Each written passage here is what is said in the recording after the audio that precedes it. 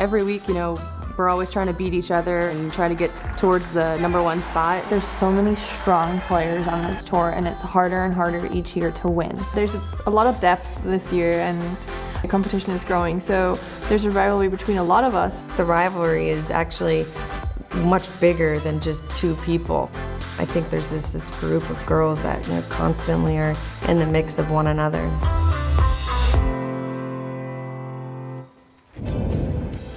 Storylines to keep in mind for this week's Rico Women's British Open. 3 major stars in Michelle Wie, Lydia Ko, and Brooke Henderson tee off at 2:36 a.m. Eastern Time on Thursday. Both Henderson and Wie looking to join the 2 major club Lydia Ko's already a part of, and the top 3 in the game.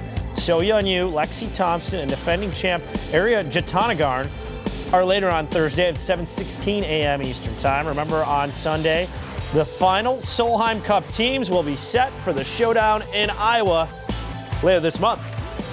The race to the CME Globe standings going into the Rico Women's British Open have Lexi Thompson clinging to the top spot with a narrow 2-point lead over So Yeon-Yu. Brooke Henderson rounding out the top 5 at the moment.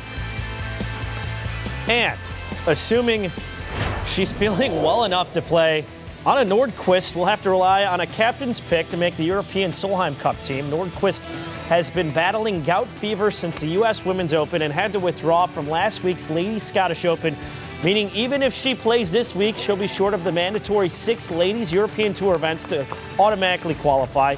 So she'll need Captain Annika Sorenstam to select her. She's going to be part of the Solheim Cup. On the men's side, qualifying is heating up for the President's Cup at Liberty National. Current U.S. team standings, Dustin Johnson, a runaway #1. But how about the 2 guys at 9 and 10? Kevin Chappell, Charlie Hoffman coming off a solid week in Canada, currently snagging the last 2 automatic spots. Qualifying goes through the Dell Technologies Championship. You can see the movement is definitely going to younger, powerful players. It concerns me a little bit that we have a lot of rookies. I mean, that's a little bit more than normal, I think. But it also excites me that what I'm seeing from them, they're very courageous. They're feisty. They're making clutch putts when they have to. I think since we changed the format, they changed the amount of games. That's now brought more. Tactics into the whole thing.